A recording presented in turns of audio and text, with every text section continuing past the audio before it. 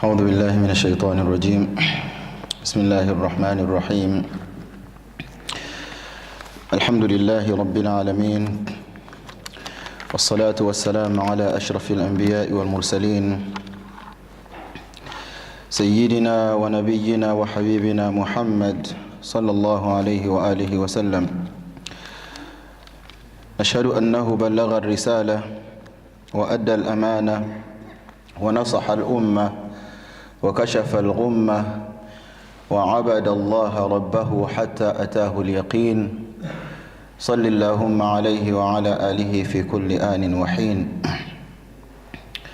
وارض اللهم عن أصحابه وأزواجه وذرياته والتابعين وعنا معهم برحمتك يا أرحم الراحمين.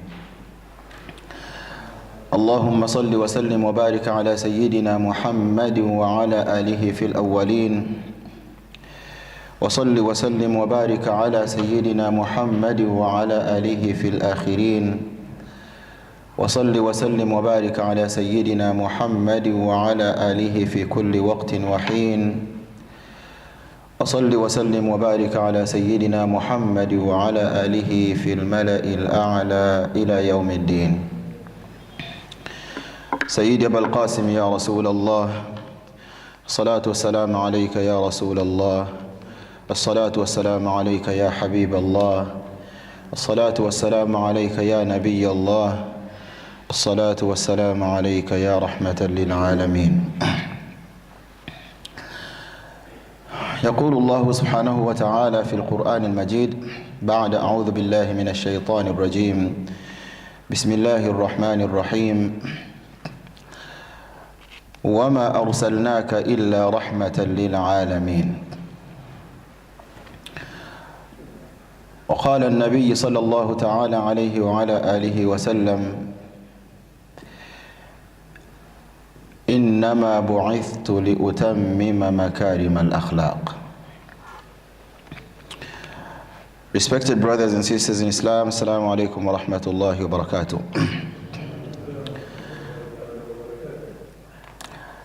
Alhamdulillah, we are in the month of Rabi'ul Awwal, the month which saw the best of creation being sent to us, the month which saw the birth of justice, the month which saw a cultural where at that time people they used to bury their daughters alive, and it was a shame for someone having a child as a girl. And when we speak about Rabi'ul Awwal, obviously the seerah of Nabi Muhammad sallallahu ta'ala alayhi wa ala alihi wa sallam is very long. It's not something that we can discuss in the time of Jumu'ah, but what we can do is just to try and take few lessons, to see a few things of certain incidents that happen, and how this birth of the best of creation, how did he come into this world. When we speak about miracles, many of you are aware, you've read, you've heard, and especially in this month there have been so many lectures about the miracles of Rasulullah sallallahu alaihi wasallam and how many things happened. But what I would like to share with you today is to try and go back before the birth of Rasulullah sallallahu alaihi wa alihi wasallam. There are few things that often we don't really cover and we don't discuss about it. And to go back, obviously we have to start from his grandfather, Abdul Muttalib ibn Hashim ibn Abdul Manafi ibn Qusay.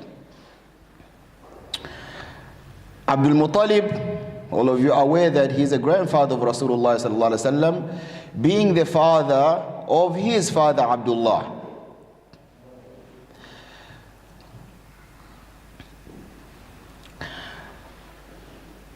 And in this sharing, this reminder, this seerah, because when we speak about the seerah, sometimes there's certain things, every step of Nabi sallallahu alayhi wa sallam, before his birth to the time when he was born, and what happens after that, every step, there is a lesson in it.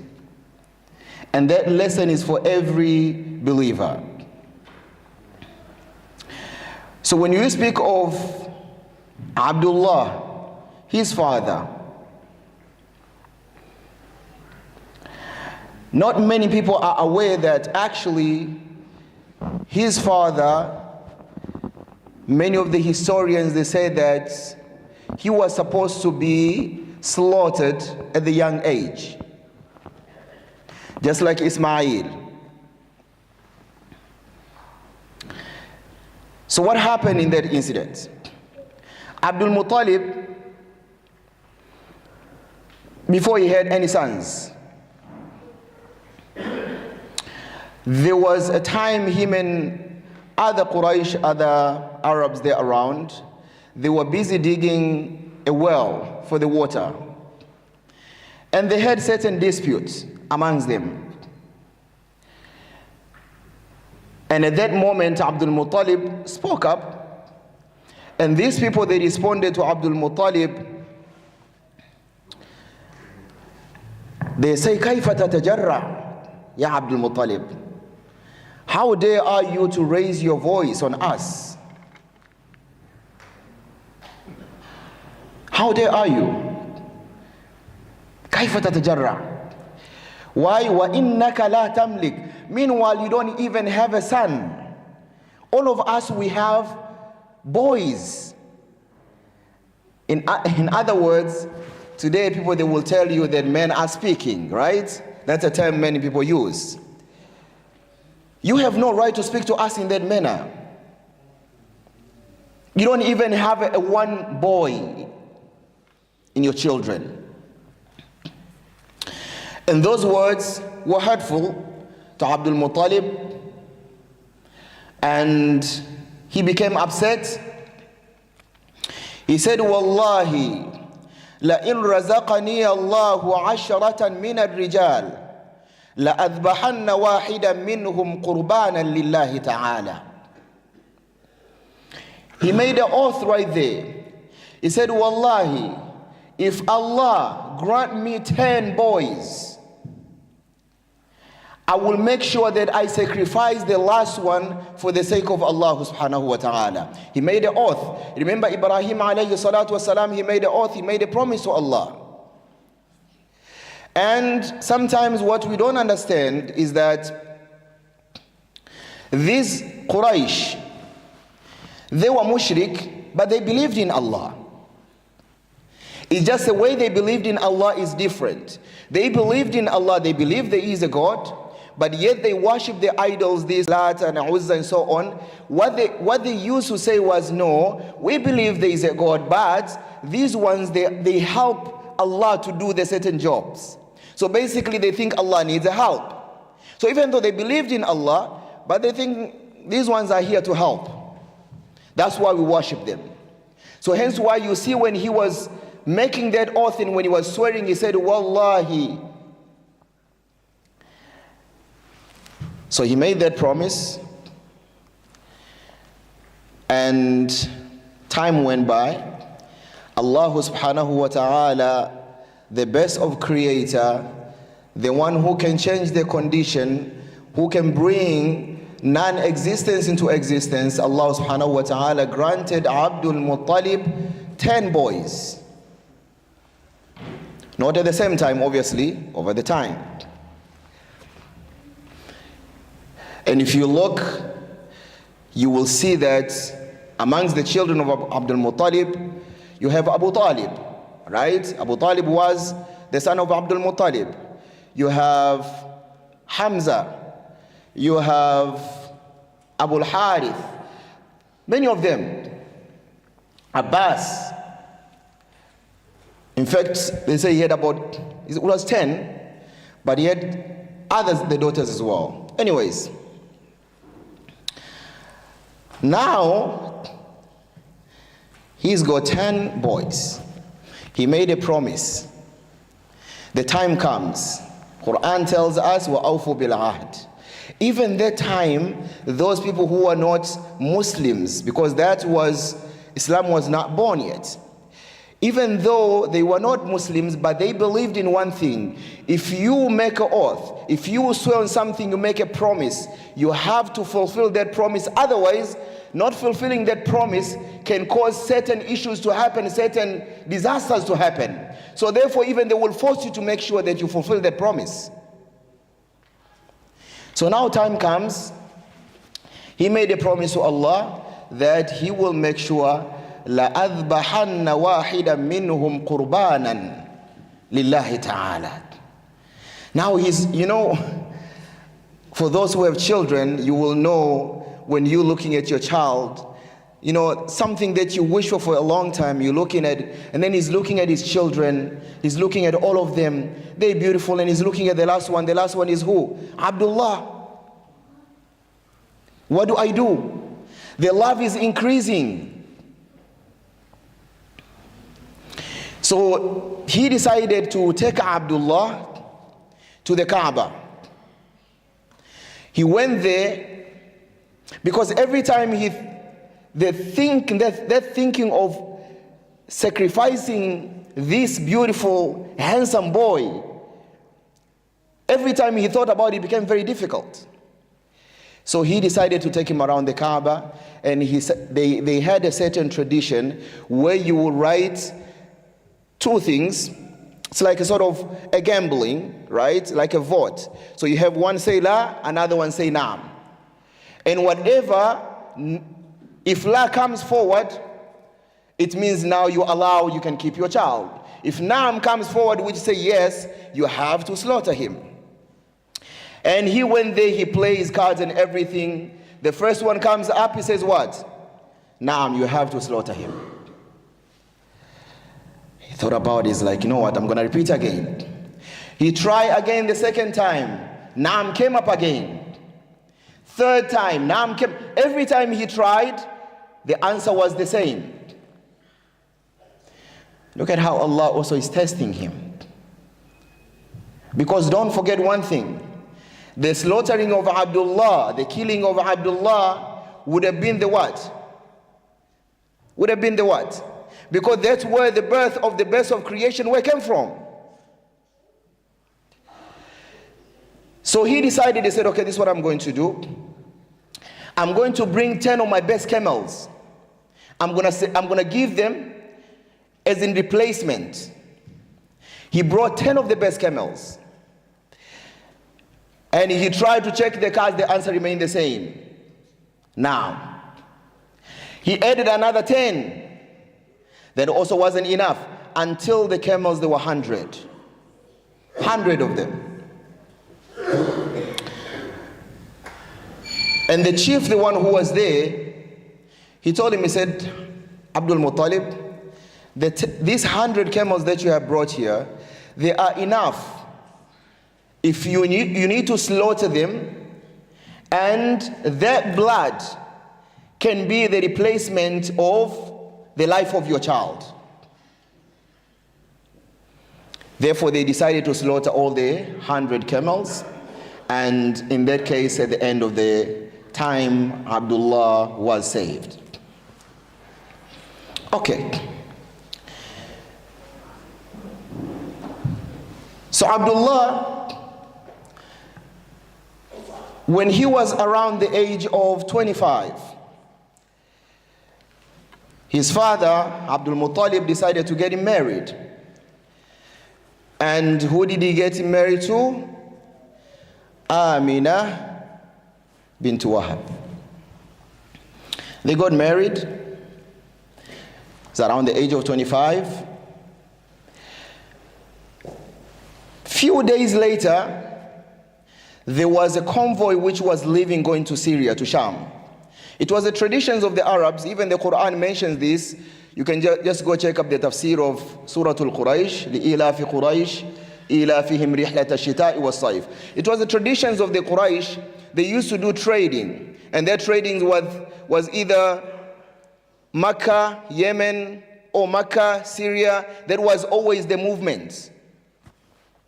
And Abdullah, few days, because many of the historians, they say actually he didn't even live with his wife for a year. It was only the matter of few days. And he went to Syria. When he went there, on the way back, after they were done the buying and selling and everything, coming back, before they entered Mecca, Abdullah got very sick. Extremely sick, where they had to stay there for a few days. And out of their sickness, behold, inna lillahi wa inna ilayhi raji'un, he passed on. Before he even entered back in Mecca. Guess what? At that time and moment, his wife Amina, the mother of Muhammadur Rasulullah sallallahu alayhi wa sallam, she's waiting for him with this exciting news, because she just found out women, they know when they're pregnant. She just realized that I am carrying a baby. She has this news she wants to convey, she wants to give to him. And the only thing she received was the belonging of Abdullah.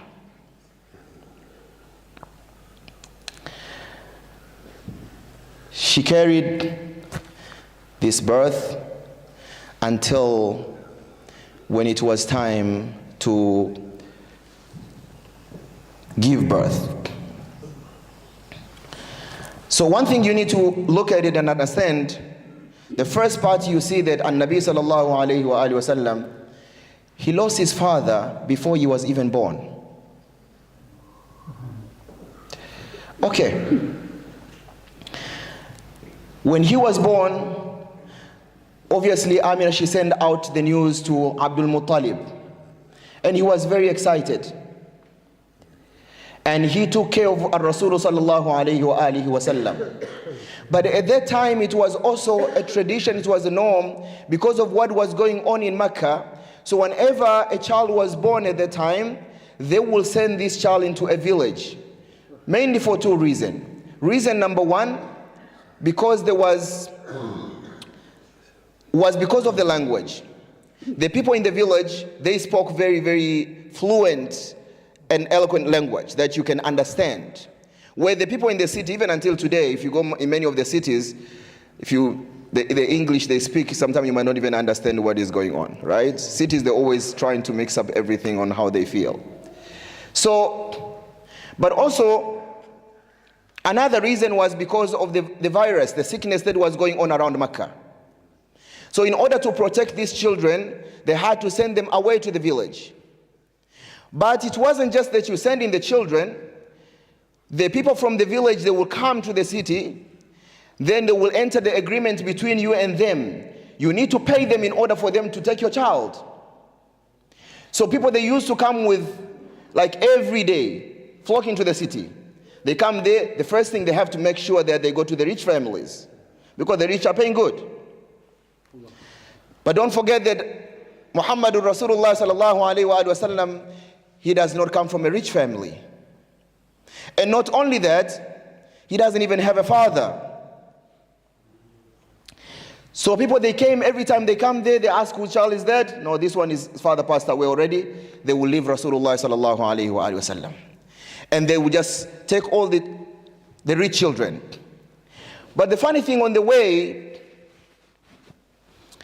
when people, they were coming, so usually they will wake up early morning from the village, and just like today, if you're in a hurry or you want to rush somewhere to get something, obviously if you have a fast car, you'll be passing everyone who's, those who are driving slower or who doesn't have fast car like you.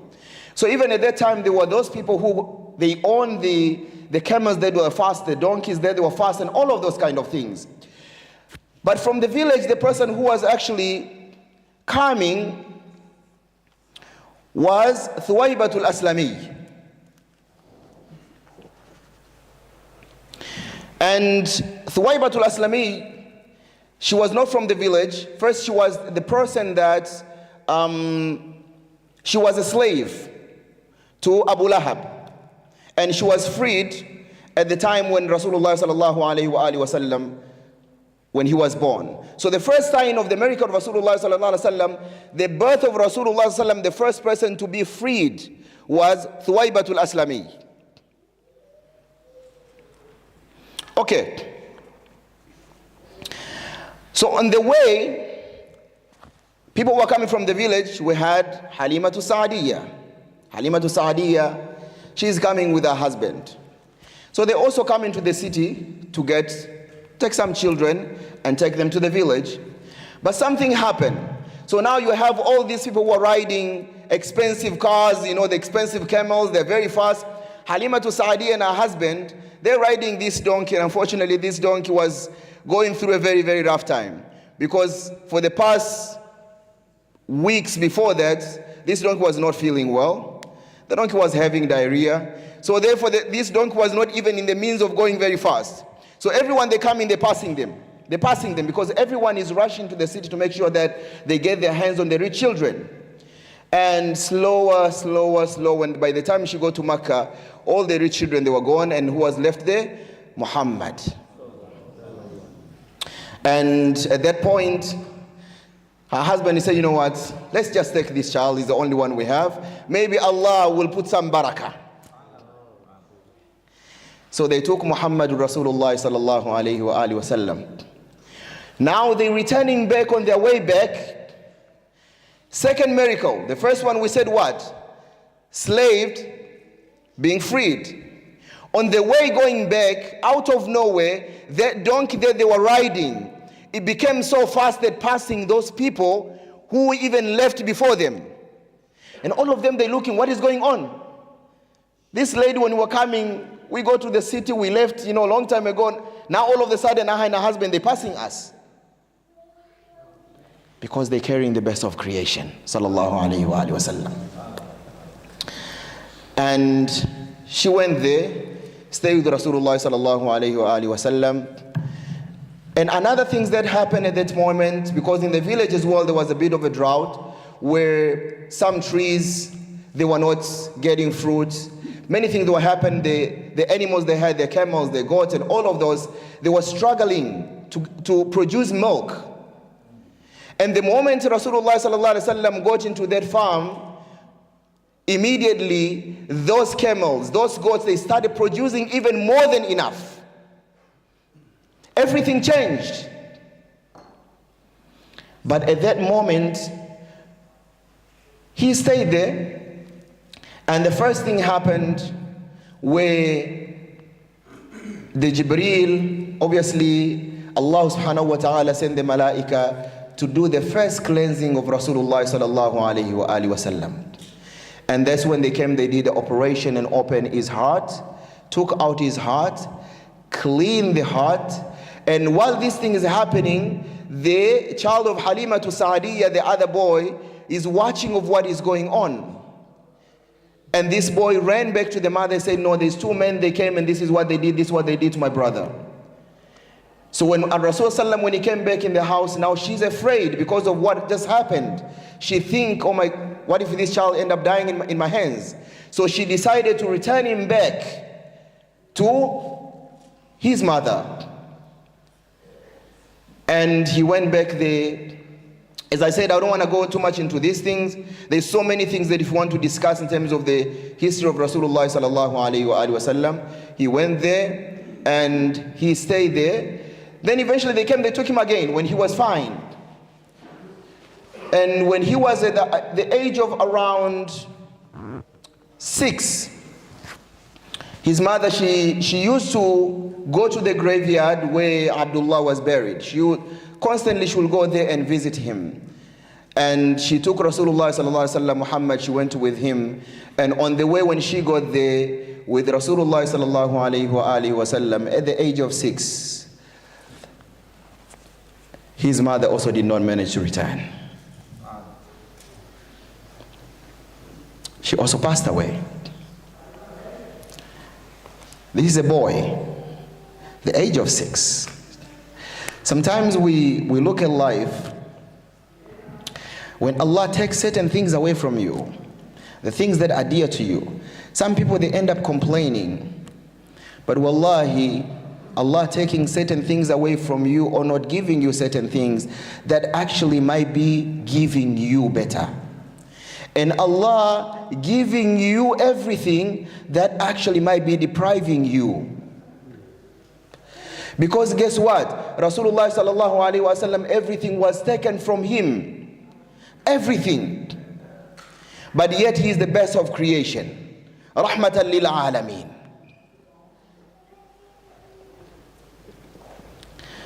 And many of the historians, they said when he was at the age of around 9, his grandfather Abdul Muttalib also passed away. So now he's lost, he doesn't have a father, he has no mother. Even his main pillar that he was standing on, that also is gone. But before he passed on, he advised Abu Talib. He said, I want you to take a very good care of this boy, Muhammad. Like I said, there are many things I'm trying to not get in every details because if we have to go back in terms of his birth and understand how Abdul Muttalib ended up giving him the name Muhammad, even though the name Muhammad no one was given this name before. People, they used to name their children some very, very rough name. You hear someone, his name is Bitter, Tiger, Elephant, all of these kind of names. Because they used to give these names. When they go to war, when you hear these names, even the thinking of it, a tiger is coming, the elephant is coming, you have that fear already that you're building in your heart. But here, he's naming Muhammad. No one was given this name. They told him, they said, Abdul Muttalib, you're giving him this name. No one has ever, what kind of name are you giving him? We expect you to give him our common names that we used to. And at that point, Abdul Muttalib, he said, I'm giving him this name for a reason. Why? لِيُحْمَدَ بَيْنَ السَّمَاوَاتِ وَالْأَرْضِ. His name is, I'm naming him سَمَّيْتُهُ مُحَمَّدًا لِيُحْمَدَ بَيْنَ السَّمَاوَاتِ وَالْأَرْضِ. I'm naming him Muhammad so that everything that is in the heavens and the earth, they're all going to glorify his name.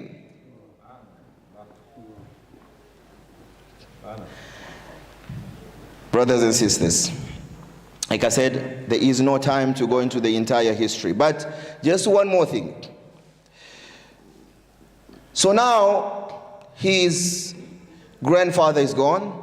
Abu Talib is the one who is looking after Rasulullah sallallahu alaihi wasallam. So they say when he was around the age of 13, like again, the trading, the convoy, people traveling, going to Syria.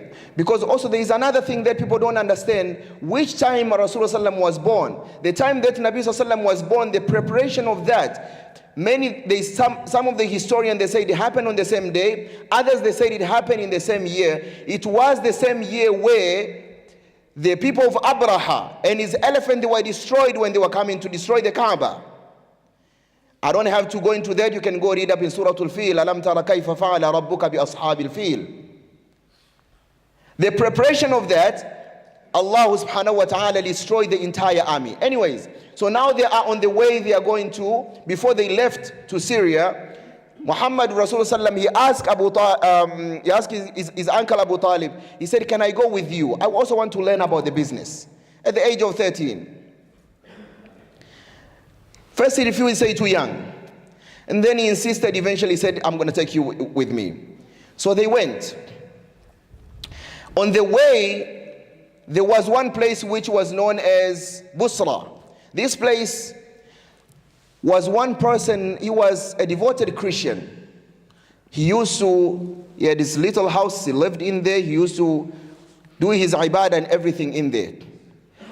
At that time when they go there, he never not even once welcomed the convoy that was traveling to say, you know what, come in my house and have anything. But that was the first day when he saw them. He stopped the convoy, he said, come in, come in. They said, but all the years we've been passing here, you've never even give us anything. He said, no, I want you to come in. He stopped them, he prepared, he said, today you are my guest. The reason why he did that, and I just need to end off here. Because he saw, number one, he knew from his book, he knew every details of what was described of the prophet who was going to come.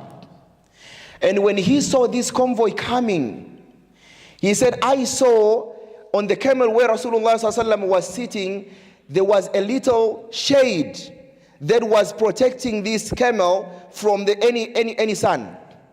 So he was protected all the time. Not only that, he said, I saw on the way as you are coming, the stones and the trees, they were making sujood.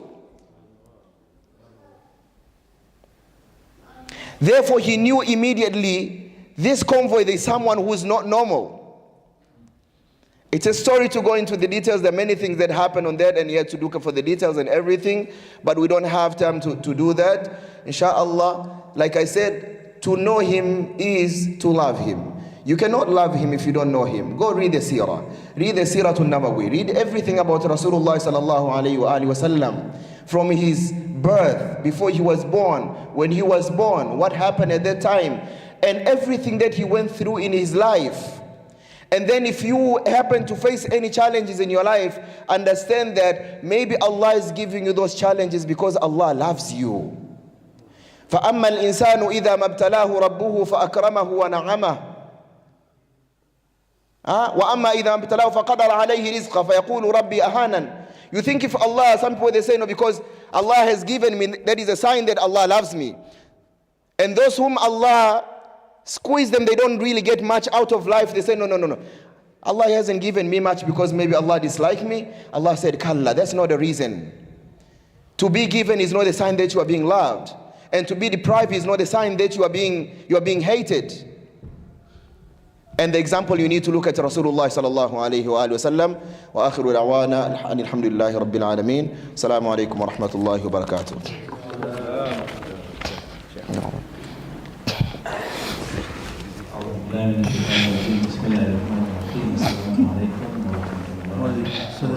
Assalamu Alhamdulillah, we are truly blessed to be at the Rabiul Awwal, and we thank Allah Azza wa Jalla for the opportunity once again to be listening to the beautiful seerah and the life history of our beloved Rasulullah sallallahu alayhi wa sallam. We're entering an auspicious weekend, inshallah, that's coming Sunday will be the top of Rabiul Awwal. But let me just start off by inviting you to the ladies' mawlud that will take place this evening. Please invite all of the lady cock at home to please join us this evening for the ladies' mawlud. Tomorrow morning we also have a special lecture series that have been started for new Muslims. Tomorrow will be the second series. Anybody that is aware of anybody that has taken Shahada recently and feel that they need to be part of a new Muslims class, the classes have started. Please advise them to join the class. That class will be tomorrow morning at 8:30. Then inshallah tomorrow evening we also have a beautiful lecture series on the seerah of our beloved Rasulullah sallallahu alaihi wasallam. That program will take place after Isha. And then of course big night, the top of Rabiul Awwal will be coming Sunday inshallah. We request that you all come and join us for the program here at Madina, and that program will take place after Isha. Jazakallah khair. Assalamu alaikum wa rahmatullahi wa barakatuh.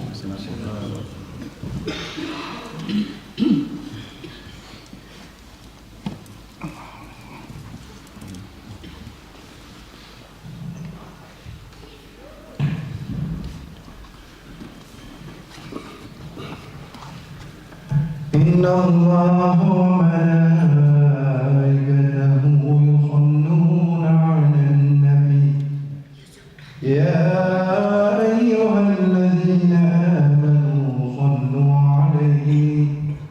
صلوا عليه وسلموا تسليما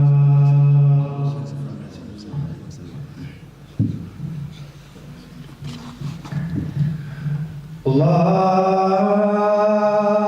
أكبر الله أكبر الله أكبر الله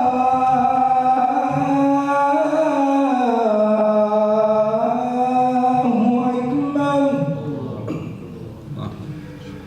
أشهد أن لا إله إلا الله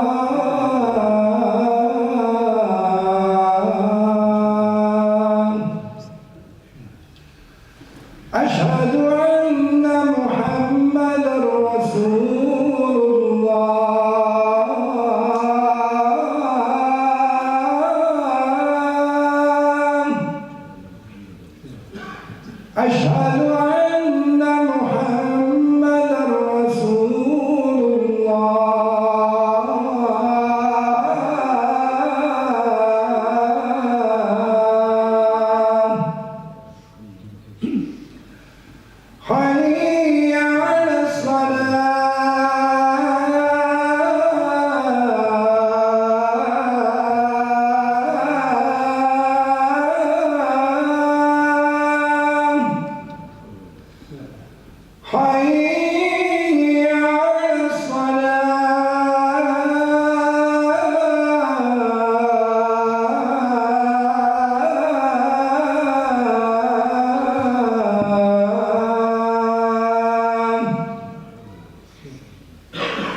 حي على الفلاح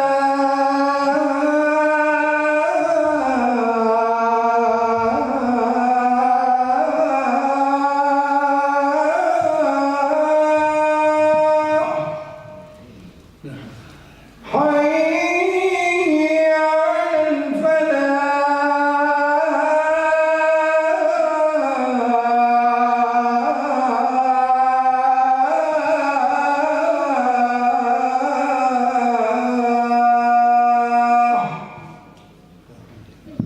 الله أكبر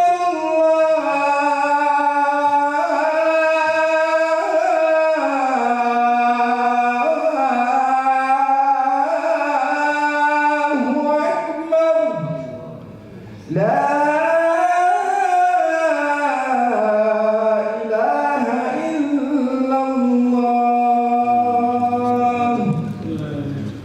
لا إله إلا الله سيدنا محمد رسول الله صلى الله عليه وسلم اللهم رب هذه الدعوة التامة والصلاة القائمة آت سيدنا محمدا الوسيلة والفضيلة والشرف ودرجة العالية الرفيعة وأخذ مقاما محمودا الذي وعدته وارزقنا شفاعته يوم القيامة إنك لا تخلف الميعاد.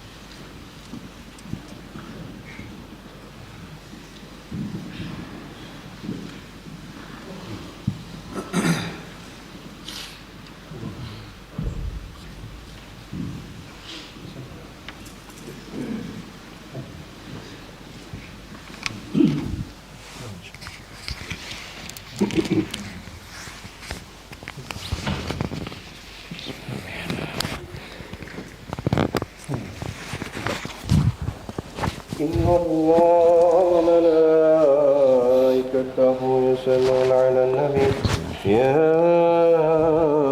أيها الذين آمنوا صلوا عليه وسلموا تسليما. السلام عليكم ورحمة الله وبركاته. الله أكبر الله أكبر الله أكبر الله أكبر. أشهد أن لا إله إلا الله. أشهد أن لا إله إلا الله. أشهد أن محمد رسول الله. أشهد أن محمد رسول الله. حي على الصلاة حي على الصلاة حي على الفلاح حي على الفلاح.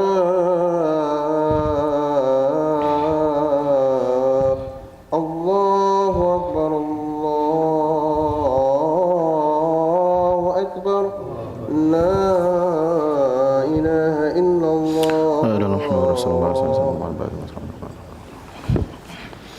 الحمد لله نحمده ونشكره نستعين به سبحانه وتعالى ونستهديه ونستغفره نعوذ به جل وعلا من شرور أنفسنا ومن سيئات أعمالنا من يهدي الله فلا مضل له ومن يضلل فلا هادي له أشهد أن لا إله إلا الله وحده صدق وعده ونصر عبده وأعز جنده وهزم الأحزاب وحده لا شيء قبله ولا شيء بعده وأشهد أن سيدنا ونبينا وحبيبنا وعظيمنا محمد صلى الله تعالى عليه وعلى آله وسلم أدى الأمانة وبلغ الرسالة ونصح الأمة وكشف الغمة وعبد الله ربه حتى أتاه اليقين صل اللهم عليه وعلى آله في كل آن وحين وارض اللهم عن أصحابه وأزواجه وذرياته والتابعين وعنا معهم برحمتك يا أرحم الراحمين. إخوة الإيمان أحباب رسول الله صلى الله عليه وآله وسلم أوصيكم ونفسي الآثمة بتقوى الله أحثكم وإياها على طاعته أحذركم وإياها وبال مخالفته جل وعلا ومعصيته وأستفتح بالذي هو خير. يقول الله سبحانه وتعالى في القرآن المجيد بعد أعوذ بالله من الشيطان الرجيم بسم الله الرحمن الرحيم لقد كان لكم في رسول الله أسوة حسنة أو إسوة حسنة لمن كان يرجو الله واليوم الآخر. وقال تعالى أيضا وما أرسلناك إلا رحمة للعالمين. وقال النبي صلى الله تعالى عليه وآله وسلم إنما بعثت لأتمم مكارم الأخلاق أو كما قال عليه الصلاة والسلام. وقال أحمد الشوقي في شاعر وقال محمد يا سيد الأنبياء ونورا من الله للناس جاء ضياؤك ترعاه عين السماء لتبني للناس أسمى بناء محمد يا سيد الأنبياء. بارك الله لنا ولكم في القرآن العظيم ونفعنا وإياكم بما فيه من الآيات والذكر الحكيم. أقول قولي هذا وأستغفر الله العظيم لي ولكم ولوالدي ولوالديكم ولسائر المسلمين والمسلمات والمؤمنين والمؤمنات فاستغفروه إنه هو الغفور الرحيم. اللهم صل وسلم وزد وعظم وتفضل وبارك بجلالك وكمالك على زين عبادك وأشرف المبارك سيدنا ونبينا ومولانا محمد وعلى آله وصحبه وسلم وصلم ورضي الله تبارك وتعالى عن كل صحابة أجمعين. الحمد لله حمدا كثيرا كما أمر صلاة والسلام على سيد البشر أشهد أن لا إله إلا الله وحده لا شريك له وأشهد أن سيدنا ونبينا محمد صلى الله تعالى عليه وعلى آله وسلم. إخوة الإيمان اعلموا أن الله لا يضر وينفع ويعطي ويمنع ويصل ويقطع ويخفض ويرفع إلا الله. واعلموا أن الله تعالى أمركم بأمر بدأ فيه بنفسه وثنى بملائكة قدسه. قال تعالى ولم يزل قائلا عليما إن الله وملائكته يصلون على النبي يا أيها الذين آمنوا صلوا عليه وسلموا تسليما. اللهم صل على سيدنا محمد وعلى آل سيدنا محمد كما صليت على سيدنا إبراهيم وعلى آل سيدنا إبراهيم وبارك على سيدنا محمد وعلى آل سيدنا محمد كما باركت على سيدنا إبراهيم وعلى آل سيدنا إبراهيم في العالمين إنك حميد مجيد. وارض اللهم عن أصحاب رسول الله أجمعين خصوصا أبي بكر وعمر وعثمان وعلي رضي الله تعالى عنهم وعن بقية الصحابة والتابعين ومن اتبعهم بإحسان وتمسك بالثقلين إلى يوم الدين. اللهم ربنا آتنا في الدنيا حسنة وفي الآخرة حسنة وقنا عذاب النار. اللهم ربنا ظلمنا أنفسنا وإن لم تغفر لنا وترحمنا لنكونن من الخاسرين. اللهم صل وسلم وبارك على سيدنا محمد وعلى آله في الأولين وصل وسلم وبارك على سيدنا محمد وعلى آله في الآخرين وصل وسلم وبارك على سيدنا محمد وعلى آله في كل وقت وحين وصل وسلم وبارك على سيدنا محمد وعلى آله في الملأ الأعلى إلى يوم الدين. عباد الله رحمكم الله إن الله يأمر بالعدل والإحسان وإيتاء ذي القربى وينهى عن الفحشاء والمنكر والبغي يعظكم لعلكم تذكرون فاذكروا الله يذكركم ودعوه يستجب لكم واشكروه على نعمه يزدكم ولذكر الله أكبر والله يعلم ما تصنعون. والسلام.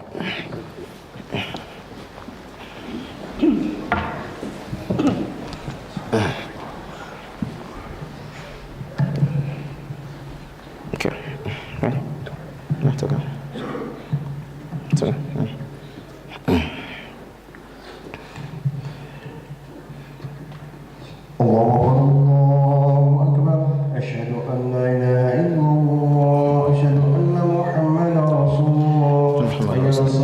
الفلاح قد قامت الصلاة قد قامت الصلاة الله أكبر الله أكبر لا إله إلا الله لا إله إلا الله محمد رسول الله صلى الله عليه وسلم استووا واستقيموا واعتدلوا يرحمكم الله.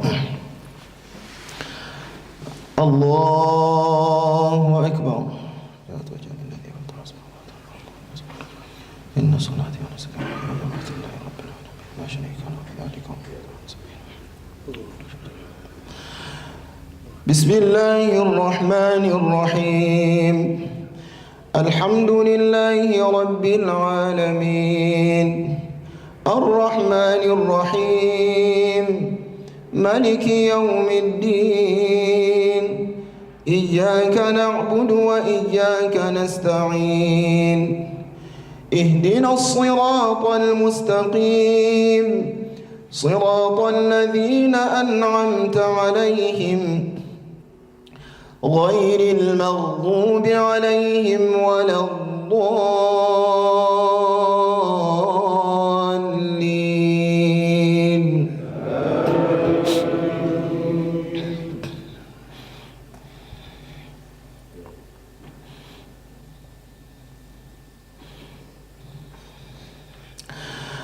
لقد كان لكم في رسول الله أسوة حسنة لمن كان يرجو الله واليوم الآخر وذكر الله كثيرا. ولما رأى المؤمنون الأحزاب قالوا هذا ما وعدنا الله ورسوله وصدق الله ورسوله وما زادهم إلا إيمانا وتسليما. من المؤمنين رجال صدقوا ما عاهدوا الله عليه فمنهم من قضى نحبه ومنهم من ينتظر وما بدلوا تبديلا. الله أكبر.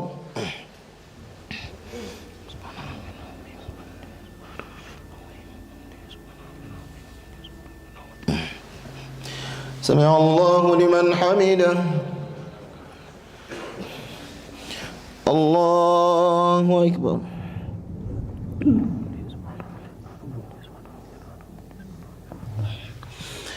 الله أكبر. الله أكبر.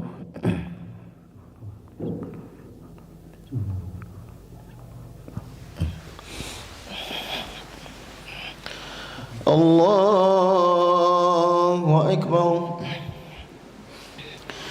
بسم الله الرحمن الرحيم الحمد لله رب العالمين الرحمن الرحيم مالك يوم الدين إياك نعبد وإياك نستعين اهدنا الصراط المستقيم صراط الذين أنعمت عليهم غير المغضوب عليهم ولا الضالين.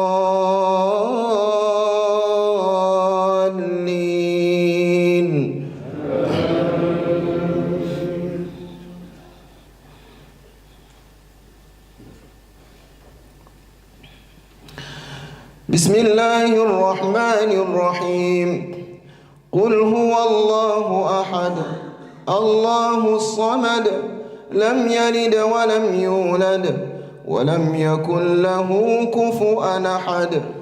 الله أكبر.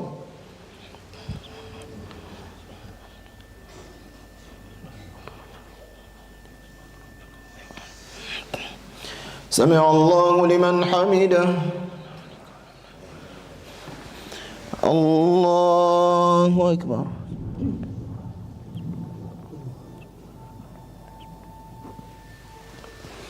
الله أكبر. الله أكبر.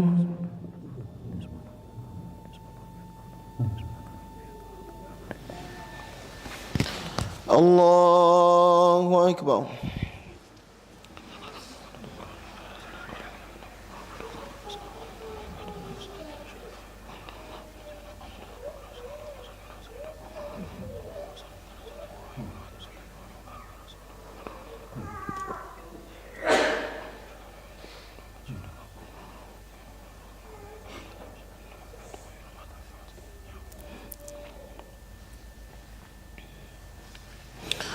السلام عليكم ورحمة الله.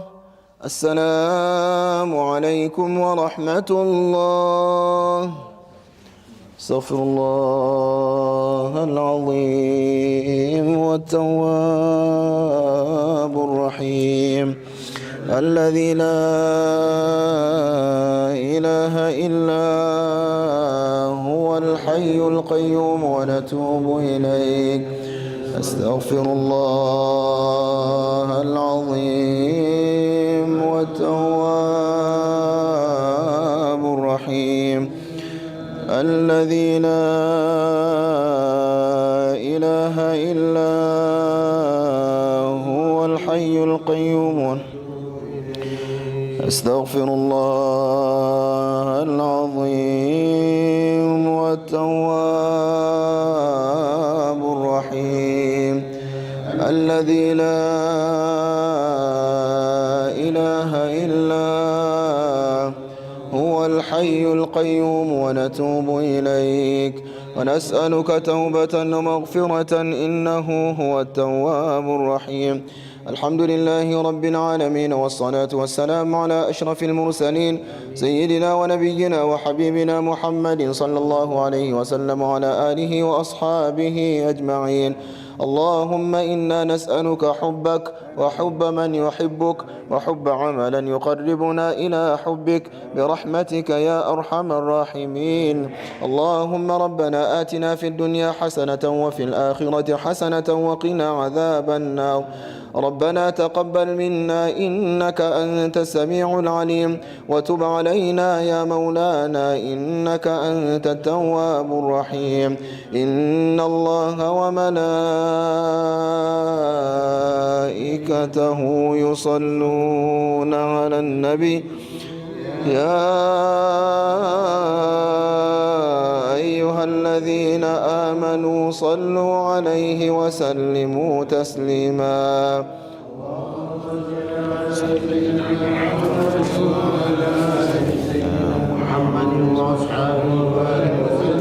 ألا إن أولياء الله لا خوف عليهم ولا هم يحزنون الذين آمنوا وكانوا يتقون. اللهم افتح لنا بالخير واختم لنا بالخير واجعل عواقب أمورنا بالخير بيدك الخير والعافية إنك على كل شيء قدير. بفضلك دعواهم فيها سبحانك اللهم وتحيتهم فيها سلام وآخر دعواهم أن الحمد لله رب العالمين.